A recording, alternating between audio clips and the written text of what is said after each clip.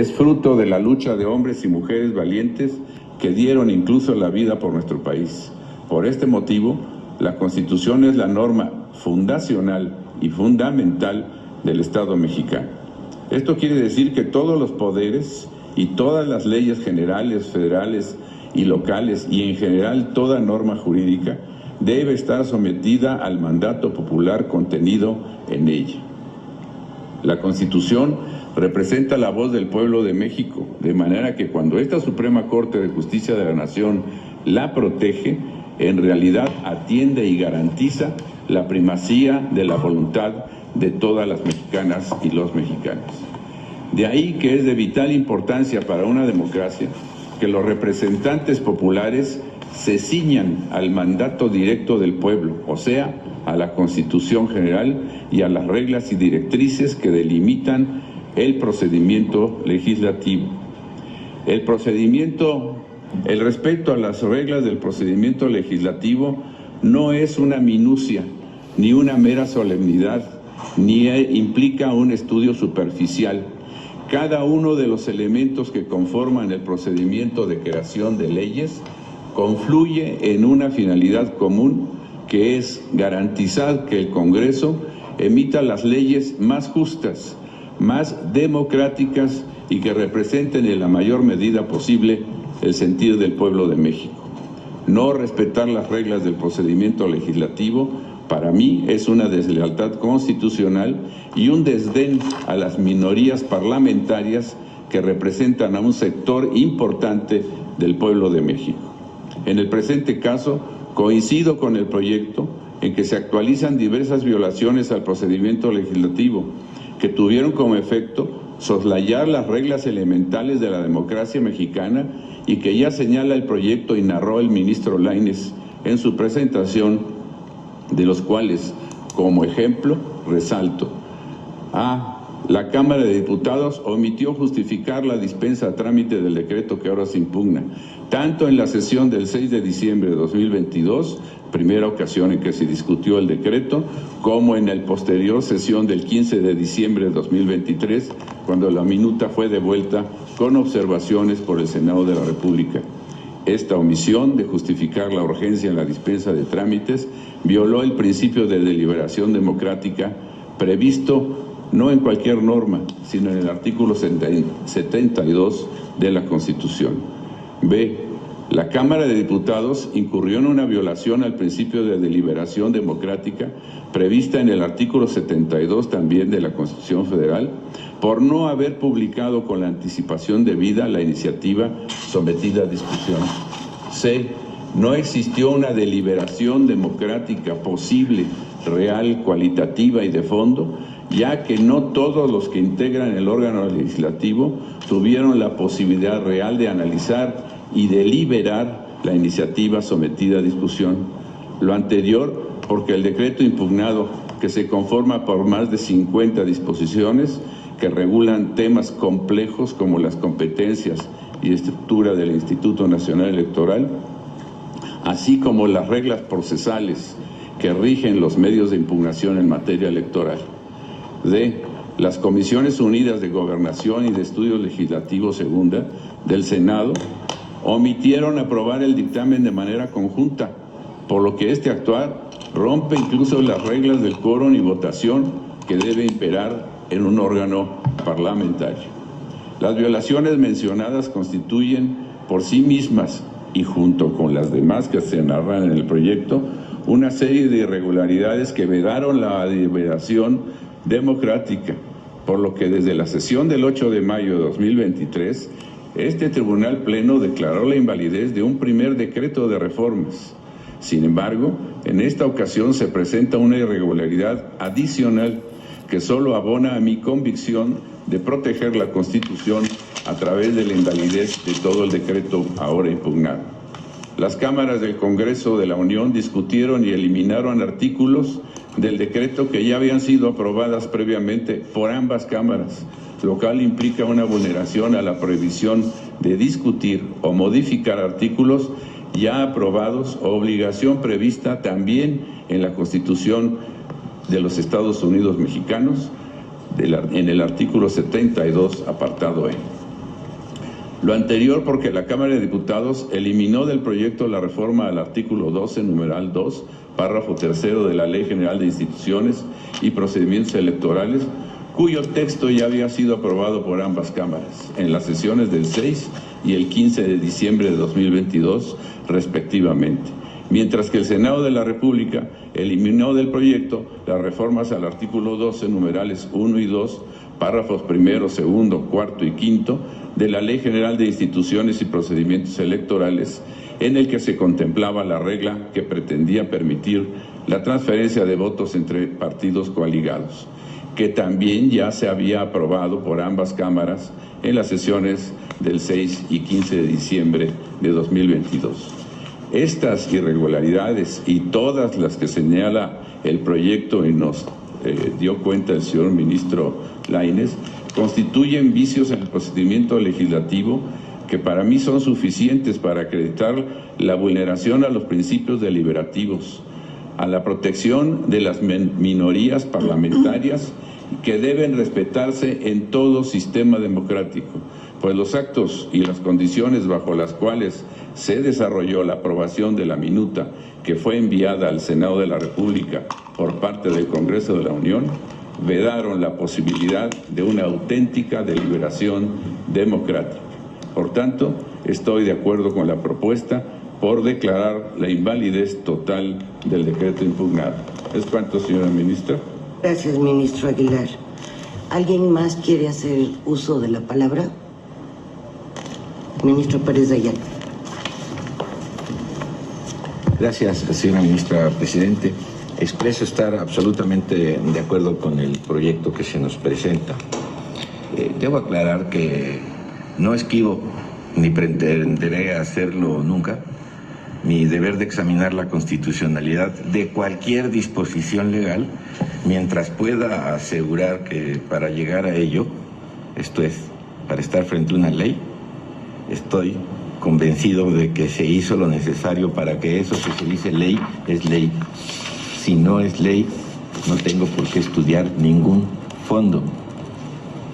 No son simples formas, lo aclaro, son las reglas que la democracia constitucional estableció en un documento supremo para dar validez al orden jurídico nacional. No se puede ser deferente con nadie si lo que se viola es la Constitución política de los Estados Unidos mexicanos, esa que todos nos comprometimos a guardar y hacer guardar. Ningún acuerdo político, que incluso tampoco existió como se demuestra en autos, tiene el poder de vulnerar legítimamente la voluntad del pueblo, cuya soberanía se expresó en reglas constitucionales rígidas y exigentes. Obligan a que sus representantes tengan la posibilidad de llevar su voz, que sea escuchada, y si es vencida, será acatada. Subordinar la función de este Tribunal Constitucional a tales acuerdos políticos es no entender, sinceramente, el compromiso que la norma suprema nos impone como integrantes de este alto tribunal. Resalto solo por dar una. La infracción que se relata en este proyecto al artículo 72, inciso E de la Constitución Federal, en donde cada una de las cámaras tomó para sí un segmento de la iniciativa y la aprobó de manera individual. Esto viola de manera directa el artículo 72, que establece que el producto legislativo tiene que ser aquel que se derive de la discusión sucesiva en ambas cámaras. Si cada cámara va a tomar un pedazo de esa iniciativa y va a determinar lo que le corresponda sin pasar por el conocimiento del anterior, estamos absolutamente claros que no se está frente a una ley. Cuando eso se cumpla, estoy absolutamente seguro que este Tribunal Constitucional analizará todas y cada una de las disposiciones que se integren en un decreto. Allí sí, la diferencia tendrá cabida cuando de organizar este país se trate. En lo demás, definitivamente no. Por tales razones estoy absolutamente de acuerdo con este proyecto. Las violaciones que aquí se describen son patentes y me permiten advertir infracciones a la calidad democrática en la discusión de una norma que se convierte en la regla que deberá obedecer todo el pueblo de México. Gracias, señora ministra. Gracias. ¿Alguien más quiere hacer uso? Yo quisiera tomar la palabra por segunda ocasión. Yo creo que el estudio de los vicios del procedimiento legislativo no es nunca superficial. La forma es siempre fondo cuando no se garantiza una deliberación democrática. La deliberación es fundamental para la democracia y para la libertad. Es cuanto, ministra presidenta. Gracias. ¿Alguien más? Yo comparto plenamente y creo que quedó muy bien explicado y razonado, porque lo comparto. Los argumentos del ministro Aguilar, del ministro Pérez Dayán y del ministro Juan Luis González Alcántara. Yo también felicito al ministro Lainez por su proyecto. Es un estudio muy exhaustivo, al margen de que puedo no compartir todas las violaciones invalidantes que se nos están proponiendo, y que haré un voto concurrente, separándome de algunas de ellas que considero que no afectan o no tienen el vicio de invalidar la norma, pero el conjunto de las que el ministro ponente desarrolló exhaustivamente, sí comparto ese proyecto, sobre todo porque yo también considero que como Tribunal Constitucional debemos tener congruencia en nuestras decisiones. La última acción fue la acción del ministro Pérez Dayán, pero se va perfilando los votos, pero siempre hay que ser congruentes. En la acción 150 de 2017, vía acumulada, en donde se impugnó el decreto porque se reforman y adicionan la Ley Federal de Telecomunicaciones y Radiodifusión, y que se resolvió el 29 de agosto de 2022, es decir, hace unos meses, los vicios que por unanimidad se consideraron invalidantes son semejantes a los que el ministro Lainez está proponiendo en esta ocasión. Y fue una decisión por unanimidad. Podemos, como ponentes, como ministros, cambiar de voto, una nueva reflexión, pero siempre por congruencia y por respeto a la ciudadanía tenemos que hacer patentes que es un cambio de criterio, pero tampoco llevar los votos en una ley y después posteriormente cambiar la votación sin decir por qué se aparta del criterio o nos apartamos de los criterios que hemos sostenido esta Suprema Corte de manera constante. No es esta ley, es jurisprudencia, y lo hemos venido haciendo en múltiples asuntos. Aquí tengo la relación de cada uno de ellos y los vicios que hemos detectado y por los que se ha decretado la invalidez de la norma, las votaciones incluidas, y yo reitero, desde hace 6 años he votado en el sentido que la falta de conocimiento de la iniciativa por parte de los legisladores es especialmente importante para que conozcan lo que van a legislar, lo que van a regir al pueblo de México. En torno a este hecho, sí advierto además que cuando comenzó la discusión se instituyó el documento de la iniciativa que estaba siendo discutida sin darle aviso previo al pleno de la Cámara de Diputados.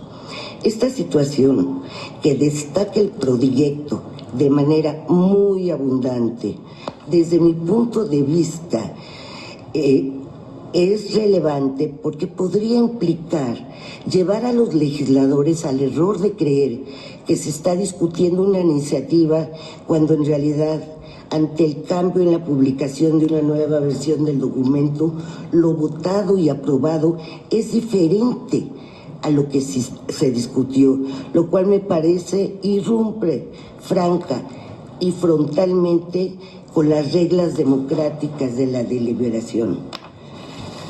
Nuestra misión como Tribunal Constitucional es hacer prevalecer la Constitución que nos rige. En ella está contenida como forma de gobierno la democracia, que está inspirada no solo en la regla de la mayoría, sino también en el respeto a los derechos humanos y al Estado de Derecho.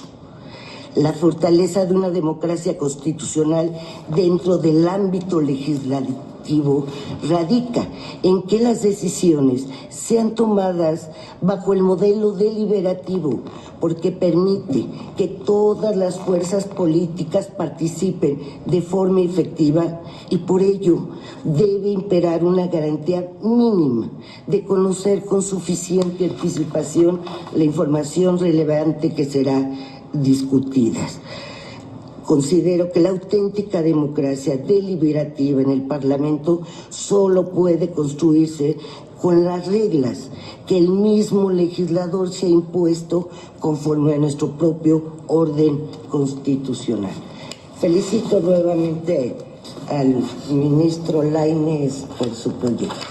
Ministro Saldívar. Gracias, señora ministra presidenta. Desde 2010, que fue la primera ocasión en que me tocó pronunciarme sobre el tema de violaciones al procedimiento legislativo, he venido sosteniendo reiteradamente que este es un tema particularmente delicado, que se tiene que analizar con cuidado y que solamente nos es dable invalidar un proceso legislativo cuando los vicios al procedimiento son graves y tienen un contenido invalidante que afecta el debate y la discusión deliberativa democrática. ¿Por qué? Porque me parece que de hacer lo contrario estaríamos en riesgo de afectar la división de poderes, de poner en duda nuestra legitimidad, pero además algo muy delicado. Si el debate democrático se respetó, si minorías y la mayoría en un parlamento se pudieron pronunciar y debatir, quizás invalidar un proceso cuando eso se respetó implicaría afectar la integración del órgano legislativo decidido por la ciudadanía en las urnas y darle a la minoría en una sentencia lo que se perdió o no ganaron a través del voto popular. Por eso he sostenido que solamente podemos invalidar los procesos legislativos cuando hay violaciones graves al proceso legislativo. Cuando se afectó el debate democrático, cuando las mayorías y las minorías en el Congreso no pudieron participar en igualdad, cuando no se respetó la forma de votación o cuando no fueron públicas estas discusiones y votaciones. Así he votado reiteradamente en todos los precedentes desde 2010. Siendo congruente con esto, me parece que este asunto en particular no supera el estándar que yo he sostenido desde entonces, de tal suerte que votaré en los mismos términos que lo hice en la acción de inconstitucionalidad 29/2023 y sus acumuladas. No por el cúmulo de violaciones procesales que se señalan en el proyecto, que muchas de ellas considero que no tienen contenido invalidante, sino por las razones que invoqué en el voto concurrente y en la sesión cuando se discutió este asunto. De tal suerte que yo estoy con el sentido del proyecto y la invalidez se llega, desde mi punto de vista, por las razones que expresé en ese asunto, que creo que no tendría caso volver a repetir el día de hoy. Gracias, presidente. Gracias, ministro Saldívar. Tome votación, por favor. Sí, señora ministra presidenta. Señor ministro Ortiz Mena. A favor del sentido, me aparto de consideraciones y anuncio un voto concurrente. Señor ministro González Alcántara. A favor. Señor ministro Esquivel Mozo. En contra y con voto particular. Señor ministro Ortiz Alba. Contra y con voto particular. Señor ministro Aguilar Morales. A favor. Señor Señor ministro Pardo Rebolledo. Estoy a favor del proyecto con la mayoría de sus consideraciones, pero no comparto algunas de las violaciones que se destacan en el mismo. Sin embargo, las que sí comparto tienen el potencial invalidante suficiente para sostener el resultado. Señor ministro Saldívar, le doy la Con el sentido del proyecto, en contra de las consideraciones, anuncio voto concurrente. Señor ministro Ríos Farjat. Con el proyecto, apartándome de algunas consideraciones y reiterando mi voto en la acción de inconstitucionalidad 29 de 2023. Señor ministro Lainez. Con el proyecto. Señor ministro Pérez. De acuerdo con el proyecto. Señora vicepresidenta Piña Hernández. Con el proyecto, apartándome de algunas consideraciones del mismo y del estudio de algunas condiciones o causas que el ministro consideró invalidantes y que no comparto, pero el resultado, como lo explicó el ministro Pardo, me llevan al mismo resultado. Haré un voto concurrente. Señora vicepresidenta, me permito informarle que existe una mayoría de 9 votos a favor de la propuesta. El señor ministro Gutiérrez Ortiz Mena en contra de consideraciones con anuncio de voto concurrente. El señor ministro Pardo Rebolledo en contra de algunas consideraciones y con precisiones. El señor ministro Saldívar Leo de la Rea en contra de consideraciones con anuncio de voto concurrente. La señora ministra Ríos Farjat en contra de algunas consideraciones con anuncio de voto. La señora ministra presidenta Piña Hernández en contra de algunas consideraciones con anuncio de voto concurrente. Y voto en contra de las señoras ministras Esquivel, Moza y Ortiz Alf, quienes anuncian sendos votos particulares.